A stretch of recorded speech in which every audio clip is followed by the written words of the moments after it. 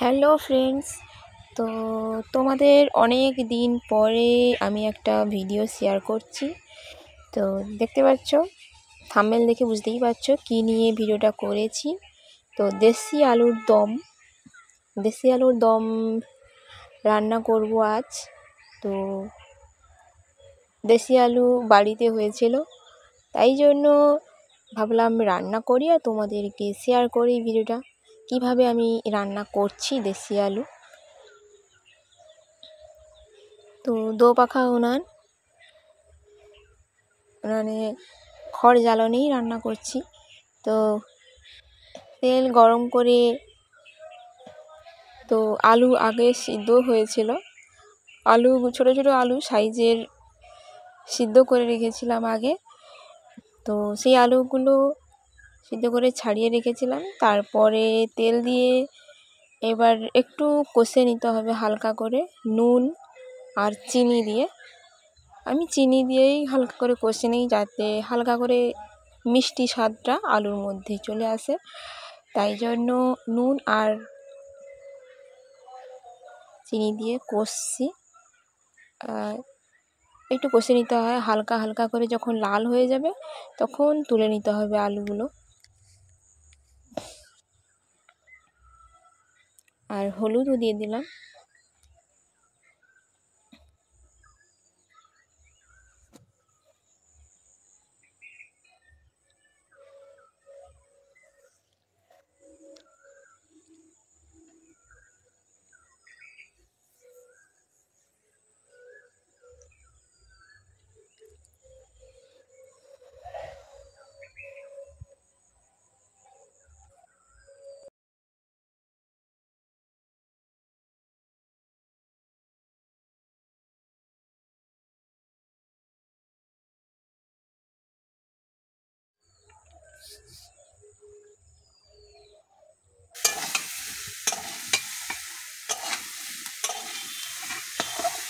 তো তোমাদেরকে আমি অনেক দিন ভিডিও দিতে পারিনি, তো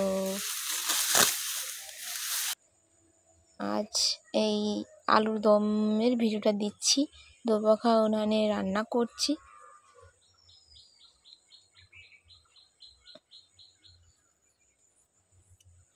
সময় হয় না ভিডিও করার দুটো চ্যানেল আছে, আরও একটা চ্যানেল আছে। তো তাই তো সেই চ্যানেলটায় পুরো অ্যাক্টিংয়ের ভিডিও করতে হয়, অনেক খাটাখাটনির ব্যাপার আছে। এই চ্যানেলেও শুধু আমার তো অ্যাক্টিংয়ের ভিডিও আছে, অনেক খাটনি করে এডিটিং করতে হয়, অনেক কষ্ট করে এডিটিং করতে হয়। তো যাই হোক, আলু কষা হয়ে গেছে। তো এবারে গরম তেলে এলাচ আর লবঙ্গ আর দারচিনি দিয়ে দিলাম। 3টে এলাচ, 3টে লবঙ্গ আর দারচিনি এক টুকরো দিয়ে গরম কড়াইতে এবারে রসুন দিয়ে দিচ্ছি। হালকা করে নেড়ে নেব, লাল লাল হয়ে যাবে একটু হালকা করে। তারপর আদা দিয়ে দিচ্ছি। এবার একটু নাড়তে থাকবো।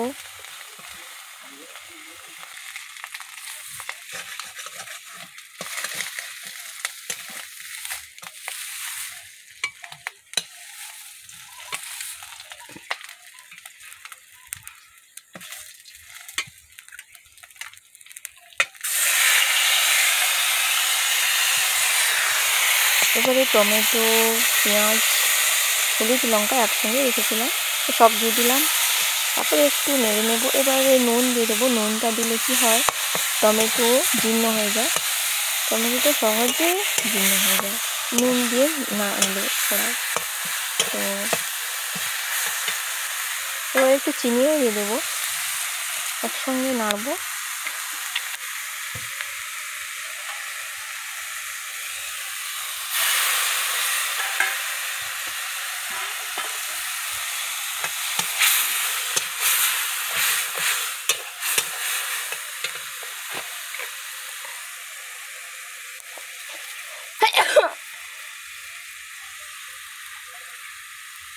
নুনও দিচ্ছি।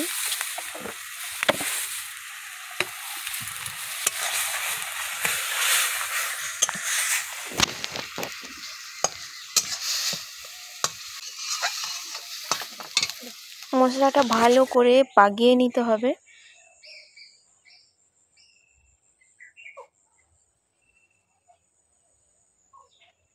দেখতে পাচ্ছ মা মেয়ে দুজনেই বসে আছি।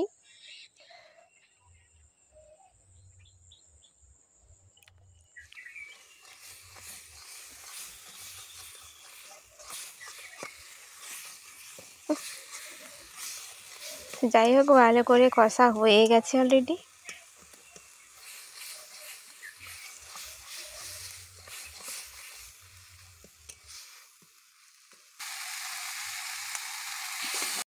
এবার কষা আলু দিয়ে দিচ্ছি।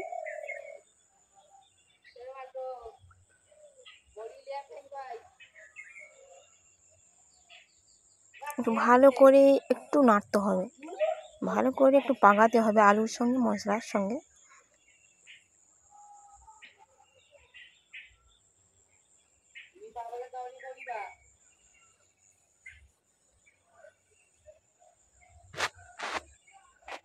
দেখতে পাচ্ছ খুব সুন্দর একেবারে হয়ে গেছে, আলুর সঙ্গে মশলাগুলো দারুণভাবে মেখে গেছে।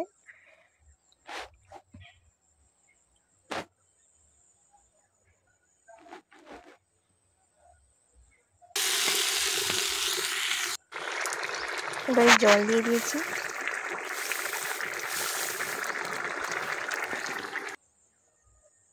হয়ে গেছে, জল দিয়ে দিয়েছি। এবার একটু ভালো করে মশলাটা, একটু জলটা মরে গেলে জলটা একটু মাখো মাখো হয়ে যাবে আলুর সঙ্গে জলটা।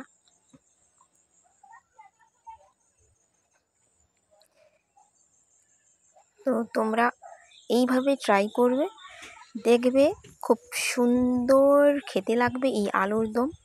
তো তোমরা ট্রাই করো। এর উপরে দেখতে পাচ্ছ জিরা গুঁড়ো দিয়ে দিয়েছি। তো এইভাবে তোমরা ট্রাই করবে, দেখবে কত সুন্দর খেতে হয়।